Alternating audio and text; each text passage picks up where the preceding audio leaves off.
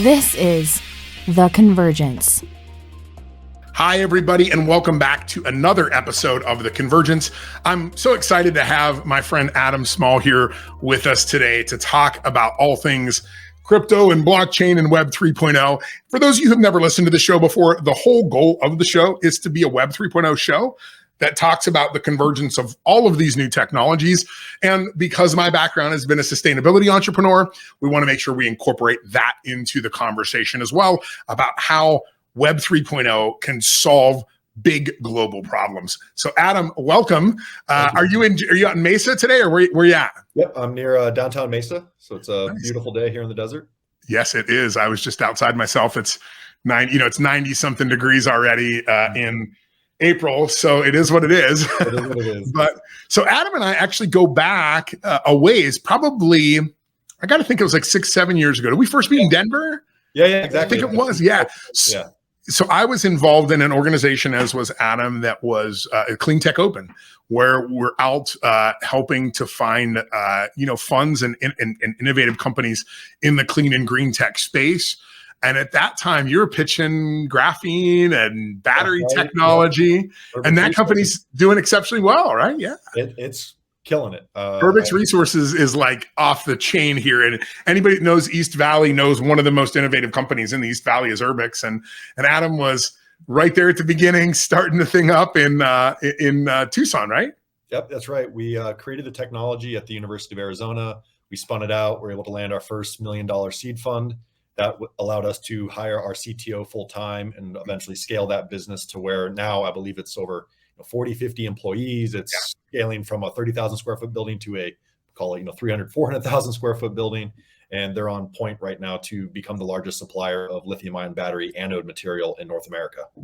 Yeah. And it's so funny because if you put it in a little Google alert, what you'll find is that most of the Google alerts around Urbix are, White House staff visits Urbix, governor's staff visits Urbix. It's one of those places where politicians love to hang out because it's such an innovative thing that's happening right here in the desert. And it came right out of U of A, and that's pretty awesome. So Adam, we want to talk about, and I love this because I did not know, I knew you were doing some of this stuff. And we actually at Fat Scooters did the first NFT scooter, and you explained it to me for like an hour, and I just nodded my head and thought, I have no freaking clue what I was talking about. But how did you get into this? How did you make that transition between being an energy sustainability entrepreneur and working in the blockchain? Yeah, so I've been a hobbyist or an enthusiast in blockchain since basically 2012. That's when I first heard about Bitcoin. I downloaded Bitcoin wallet. I thought it was nothing but fraud for criminals. So I let it go. And I didn't get really back into it until about 2016, 2017, when I started to investigate the technology and be a little less, be a little bit more objective about it and try to understand what it is, how it works, why it's valuable. And then that's when I had the aha that it wasn't just this magic internet money for criminals, but rather it's a better mousetrap for representing assets of all types, period. Well, and that's why you call your company IP Assets, because that doesn't sound like a crypto blockchain company, but once you understand it, I think you really do understand that it is all about protecting IP assets. Right, exactly. So whether it's intellectual property, which was the initial founding of the company, so like you said, IP stood for intellectual property assets, and the original thesis of the company was to work with technology transfer departments at universities to help them represent that intellectual property, perhaps fractionalize ownership of that intellectual property through crowdfunding in order to accelerate prototypes, third-party validation, kind of those typical steps you would take for any sort of technology, whether chemical, physical, like a composite or a poem or whatever, whatever it is, it's intellectual property that needs to be vetted and ultimately scaled or commercialized. So through all those experiences I had with Urbix, working so closely with the university and getting a first-hand look at how IP is created from concept to full commercialization and paying royalties back to the university, I saw the whole stakeholder mix and how it worked. And I noticed that there is tremendous, whether it's, it's just opaque, it's slow, it's confusing. There's a lot of disincentivized stakeholders in this mix, whether it's the inventor to the president of the university, to the commercializing licensing company, all these people matter. and there was a really bad system in place for that. So the original concept was to utilize blockchain, digital assets to represent that intellectual property, and ultimately help accelerate IP growth from universities. That was a little early when I started to pitch that early on. And we've talked about this. One of the funny stories that I gave on another episode was I was involved in 2006, 2007 in a company called BuildProof, and we essentially took money from a contractor, from a relationship between a contractor and a homeowner. We put the money into escrow, but we created this cool digital interface where you could see the money, and there were little triggers that everybody had agreed to. And when let's say the materials were delivered and the contractor went in and slid the slider, it's 100%. Then the homeowner would come and go, well, actually it was 92% because the bathtub's missing. Well, then that amount of money would move into the contractor's account. So the contractor was guaranteed to get paid if they did the work, and the homeowner was guaranteed to get things done. And then on top of that, we had a third party that would come out, like you could decide every fifth inspection, whatever it was, every fifth trigger, there would be an inspection. And the inspector could overrule everybody. And people loved it. And we raised all this money. And this was 2006, 2007. We created smart contracts. And then we all know what happened. Overnight, the business went to zero. But that's what it was. It was just about protecting. Now, in that instance, it was actually a physical asset using a digital contract. And it's interesting now with some of the projects I work on. And I look back to that, 15 years ago. And I'm like, that was so relevant back then. And what's funny is, blockchain and its use cases, they're really not new. Actually, they're not. The best use cases are some of the oldest ones. Like we did a project for a diamond manufacturer. I mean, literally. Yeah, let's talk about that one in particular, because this one to me was, honestly, I'm going to tell you, when you sent me the link and I clicked on it, I understood it. I didn't understand just the business. I actually understood the application across industry. And is it diamondancestry.com, right? Yep. So tell us about that project. Yeah, so that was a collaboration between my company, IP Assets, and an individual who spent over 17 years with De Beers. So he's an expert in the natural diamond industry. Right. And between himself and his partner, they have all the expertise and the connections to pilot this concept. So what we did is we worked with the government of Northwest Territory, Canada, the manufacturer in Canada, Diamonds Day Canada, and the American Gem Society out of Las Vegas. So we have the government, a for-profit manufacturer, and a non-profit third-party grading laboratory, all involved in this project. And what we wanted to do was first represent and then memorialize the key data that's generated throughout that process. So at the very start, the government stamps a bag of rough diamonds to say it's been imported, it's lawful, it's not blood diamonds, whatever it is. It's been verified from the government. So we memorialize that through a couple of different blockchain transactions. And we also use this component called IPFS, the Interplanetary File System. Think of that as like cloud storage for blockchain assets. It's a box for blockchain, period.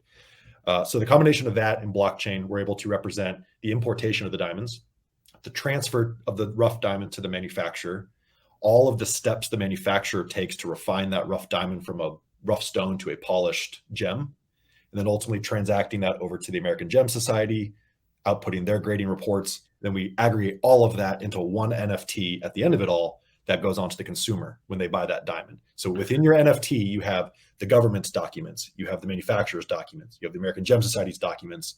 And if you were to go back through the blockchain, you could see when those documents were generated, who they were sent to and when. And although it's confusing to the layperson because it's using addresses and transaction IDs. Yeah, but nobody, right. It's like, we're not talking about this. We got to talk about the benefits, not the features. Right, exactly. Right. We got to talk about what it does. Yeah. So really what we specialize in is understanding businesses, their stakeholders, their assets, and how they interact with one another. And then we try to apply in a very cost-effective, and we don't want to make more work ever. Right. So cost-effective, but also minimal work for them to implement something like blockchain. And you hit it on the head with the concept you were previously talking about, which is it's about creating accountability and transparency of that accountability. And so when you were talking about contractors getting paid, exact same thing. How can I make sure that the 67 diamonds that were sent from the manufacturer are in fact 67 diamonds and not 66 diamonds, like the government thought there was. So it's a way for those various stakeholders to kind of keep themselves in check and leave this audit trail that if any third party comes in and later on, they could do that same all the records with it. And so then you could transfer ownership of that diamond with that, That's with that NFT. To, you receive that real diamond and I sell it to Derek. Well, I got to send the NFT with it now, just like a physical artwork where it's a certificate that would go with it on a piece of paper. This is now a digital format of that that's non-counterfeitable and has much more detail embodied into it that you could never get on a single piece of stock certificate. We're talking, you have videos, images, 3D models, everything. Huh. Well, yeah. So how far back can that go in the I mean, you could technically take that the whole way back to the miner. Right. I mean, so in that process. That's the trick. It's to really make these systems, or to apply blockchain, period, you need real stakeholders involved.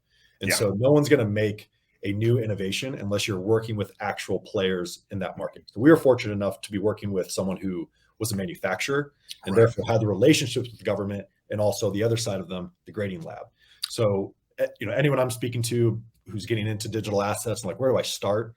Start with one stakeholder, one asset. And then track it. Branch out. And so now that we have the government, we can call the miners. Now that we have the grading labs, we can call the retailers. So it starts to, you add more stakeholders to your mix as you grow. And you can go, and that's it's similar to one of the sponsors of the show, Evergreen Carbon Credits. They've done that same thing. They were in the NFT business, in the blockchain business.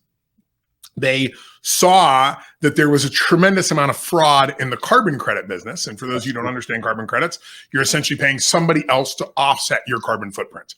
And businesses do this all the time. Some countries, it's mandatory. Like in Europe, you have to do it. It's required by law. The problem was there's $1 billion lawsuit right now in Europe over forged and fake certificates. So they went to a certifying body based in Canada that had worked with the government for many, many years, certifying the certificates for the provinces there. And they said, wouldn't it be great if we could create this NFT? And fortunately, one of the guys who's one of the founders of this company, his brother is one of the most vocal voices on Bitcoin out there. Oh. Very, very well known, holds, he's on all the talk shows, all that. So his brother was like, bro, that's a brilliant idea. And the next thing you know, now they've created these NFT carbon credits. It doesn't mean that somebody couldn't counterfeit it, but it just means you have the certificate of authenticity that yours is the real one. There's no, everybody else has to be a counterfeit. It's a very good point that blockchain is not fraud proof. It does not eliminate fraud, but it's a higher deterrent, because now you have a more clear audit trail. You have actual transactions, you have documents memorialized, you have way more information that's publicly available. I can see it, you can see it, therefore we can mutually trust it.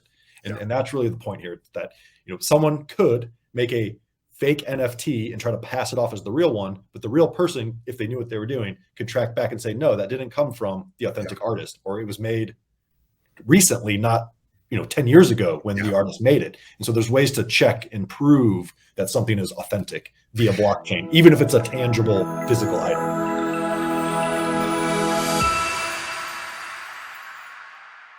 So I want to talk with you for a few moments about Evergreen Carbon Credits, one of the sponsors of this show. I started working with Evergreen when I was telling a friend of mine who's involved with that company about my efforts to try to learn more about blockchain, NFTs, crypto, all the things in this space. And he showed me Evergreen. Evergreen was a really unique solution. I've looked at carbon credits in the past. I've been in the sustainability industry for almost 15 years. I understood what they were. You were buying an offset to offset the carbon footprint that you or your company has. But I also understood the challenges with that. They're sold in very, very large blocks, and then people break those blocks up and try to sell individual credits or small clusters of credits to businesses. And that creates some room for fraud, for people to not be up and up on what that project is, if that carbon credit is real. And there's challenges with that. And you can Google it right now and find there's a big case in Europe going on about fraudulent carbon credits. But what Evergreen did, I thought, was really unique. They took this idea of NFTs and they took blocks of carbon credits and broke those things down into tens of thousands or even millions of individual carbon credits. They can actually fraction those even out to 1/10 of a carbon credit if they needed to. And they were able to then create a smart contract around that carbon credit so that you can track it back to its origin. You can find out what project it was associated with, but you are also guaranteed that the carbon credits you're getting from Evergreen are the real deal. You get that certificate, you get that certification that only the blockchain can do. So that's why it made sense for them to come on as a sponsor of this show. We're talking about all this new technology, and with new technology comes higher energy usages in some senses. And Evergreen is here to help offset that. If you want to look to maybe improve your image in the marketplace, maybe you're looking to offset some of your carbon footprint, not even just for your image, but actually for the sake of the planet, head on over to evergreencarboncredits.com and check out what they do. You can buy credits for as little as $11, and you'll get the certificate and the NFT that you can put in your wallet that shows that you've actually made that contribution. And that money, particularly right now with the projects they're working on, is going to reforestation in the Amazon. I think that's something we can all really get behind, particularly when we understand that the environment, the climate we're all connected to it. It doesn't matter if we're putting off emissions here in the US or if it's happening in Mexico. It all contributes to the same global problem. So why not be part of a global solution with Evergreen Carbon Credits? At a meeting before this, as I was telling you, I was working on scheduling this little mini conference here for Phoenix to do sort of an NFT blockchain conference. And one of the guys on this steering committee is an IP attorney.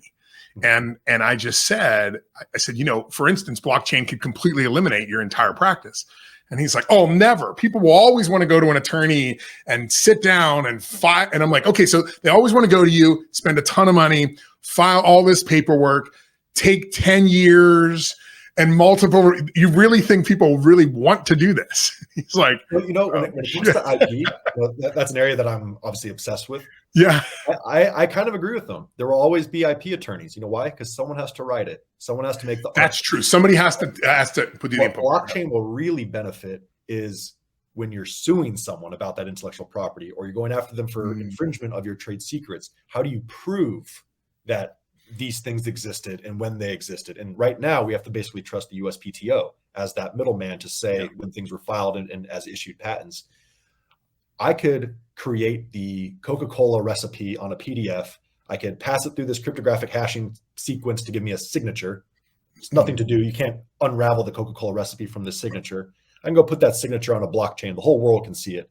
The file's offline. It doesn't even need to be viewable online technically. But the whole world knows that this signature exists. And I could title it Coca-Cola Secret Recipe. And if someone came up to me someday and they said, I think you stole my recipe. I don't think you actually made that recipe 10 years ago when you said you did. I think you manipulated your recipe recently. I could pull out the original file, show that it produces the exact same signature and that it was never tampered with, and vice versa. So there's ways you can prove things existed without it being hackable. Like literally the document doesn't have to be online, but you can still prove it exists publicly. So for an IP attorney or someone who's defending or litigating intellectual property cases, this is a massive tool that they can benefit from to help assist in their procedures. But same thing with real estate. You can't sell a house unless you're a real estate agent. You can't be a broker just for fun. You still need these compliance gatekeepers. We still have laws. We still live in the United States of America.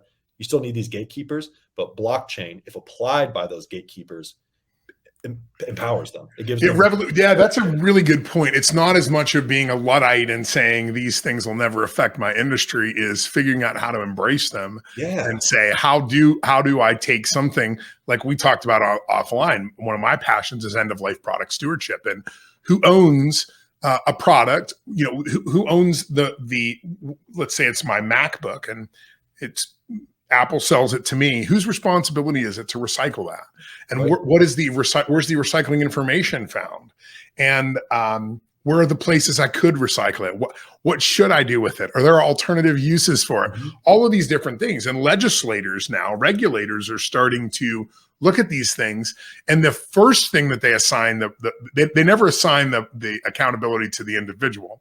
They assign it to the manufacturer. So from a manufacturer's perspective, manufacturers have to get on board here really quickly and start to recognize that if they don't take proactive steps in doing that, that they're going to react to some regulation that comes through. And I see that even with Diamond Ancestry, because it is really a product stewardship product that you've created. Right. It's making sure that the end buyer, and now it's not a diamond, so people aren't going to probably throw it away unless things go bad, she throws it in the river, but there's nothing, what's the saying from Happy Gilmore when he breaks the rake and throws it in the wood? It was made from wood, so I returned it to the woods. But that's a little different when you're talking about a MacBook, or something else like that. So giving that transparency through to the product stewardship, but also even the instructions on what to do with this thing at its end of life, I think that's a revolutionary concept and something that manufacturers have to embrace when it comes to blockchain. And the distribution or decentralizing where that data is held. So for example, before, when the government of Canada was making diamonds or issuing rough diamonds to the manufacturer, if someone wanted to audit that, what do you have to do? You have to talk to the manufacturer. We need to call up the government. Emails, send me the links, and do you have password protection? It becomes this huge investigative forensic event to do what should be a very quick trail of breadcrumbs. And I've seen that happen with manufacturers like Walmart, where they want to know the carbon footprint on a product. And it's very onerous to get that, because I got to go through the whole way through my supply chain and try to figure out not only my suppliers, but my suppliers. And suppliers don't really like when you start asking who their suppliers are. No, never. What does that usually mean? It usually means I'm trying to cut you out of the deal. Right? But when Walmart comes to you, or Target or Costco, and says, hey, you've got to provide all this detail, and you have to stop your business in order to acquire their business and figure this all out and do all these calculations. You could correct all of that with a blockchain. You could do it once and have that record for life, and make modifications to it. All of the things that you need to do to keep up to date. Right, exactly. It's meant to be a tool to support what you just described. It's a better way to audit and prove what you're telling them is the truth. Yeah.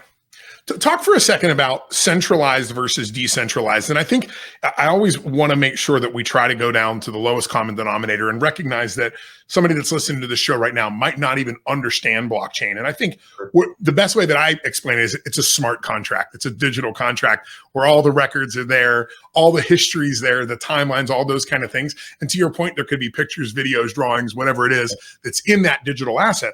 But this centralized versus decentralized, this is sort of really important, particularly in an environment where we're really globalized, right? So we're very used to centralization of things. And now all of a sudden people are coming out and saying, oh, centralization is the enemy. Maybe you can explain that a little bit. What's the difference between centralized and decentralized? Maybe there's some examples you can give too. Definitely. Yeah. So first, a smart contract isn't necessarily what makes a blockchain a blockchain. It's a tool to be used in a blockchain, but a blockchain at its root is more like a ledger. Like you said, it's the order of events timestamped of when things happen. It's a ledger. I send Derek 1, my account gets -1 and Derek's gets +1. That's the new state of the ledger. Keep updating the ledger. So that's really what a blockchain is. And so if that ledger is your reality, right? It's the whole history of events that lead up to present reality. Yep. The power is in who holds the right to change that ledger. Whether that is a centralized group of people, like a CEO and their VCs who, they're the only ones who can access the ledger, or it's a decentralized ledger. So for instance, like a shareholder agreement or a cap table, if you have it in the blockchain, you can say only the CEO or only a unanimous board approval could change the blockchain, change the ledger. Sure. And you could do that technically on a decentralized blockchain too. And I'll mention that in a second. But ultimately it's down to that fundamental, who has control of the ledger. And the most powerful blockchains, at least the ones that have been proven to last longest, like Bitcoin, Litecoin, they are decentralized, meaning the updating of the ledger comes from miners. So a miner, they run computer hardware device. They are taking transactions from the network. So like I said, I send Derek 1, that's a transaction being added to this thing called a mempool. And then there's lots of other people doing what's it called again? A mempool? Mempool, like a memory pool. Okay. And so these transactions of Adam sends Derek 1 and, Bo sends Mike 3, these transactions start getting added up, and it's not names, it's addresses. Yeah, sure. These transactions, miners basically grab those transactions and they put them into a block, because a block on a blockchain has a finite amount of data space. Okay. And so there's been this never-ending battle of Bitcoin should increase its block size, meaning it can add more data, therefore more transactions can go in. That it'll increase transactions per second if more transactions can go in. Got it. But whole nother story about that, about why speed isn't always your friend. Sometimes slow is actually why it's more secure. than faster blocks. Long story short, the transactions go into the block. The miner starts to do this guess and check. This is the lottery system you hear about. I'm one mining unit out of a million. I have a 1 in a million chance statistically of finding the block. It's basically just like finding the code, the key that's out there. You find it because you were the first to find it. All those transactions you put in the block now get added to the chain.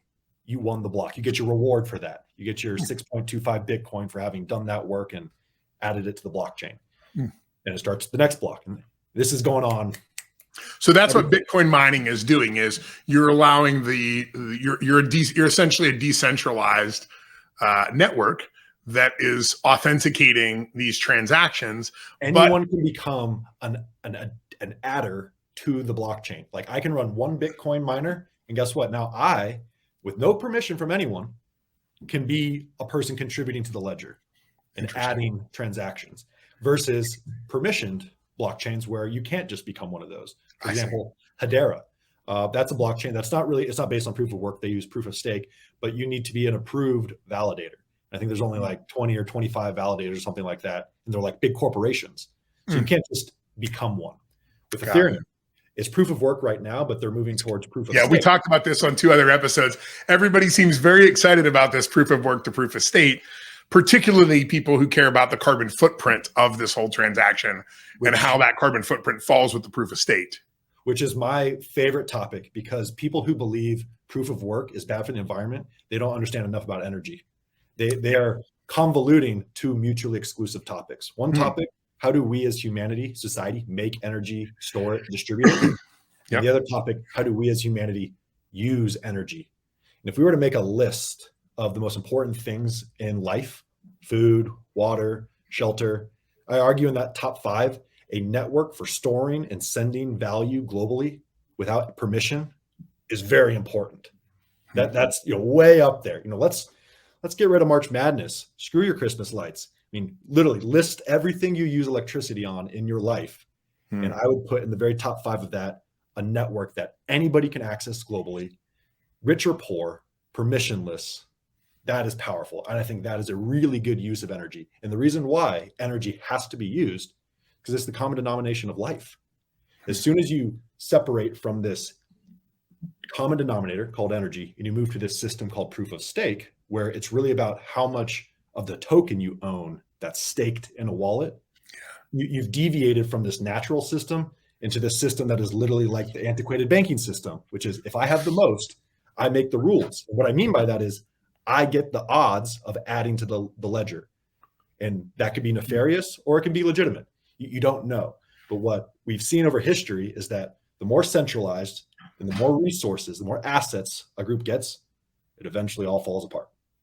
So ipassets.com, is that your website?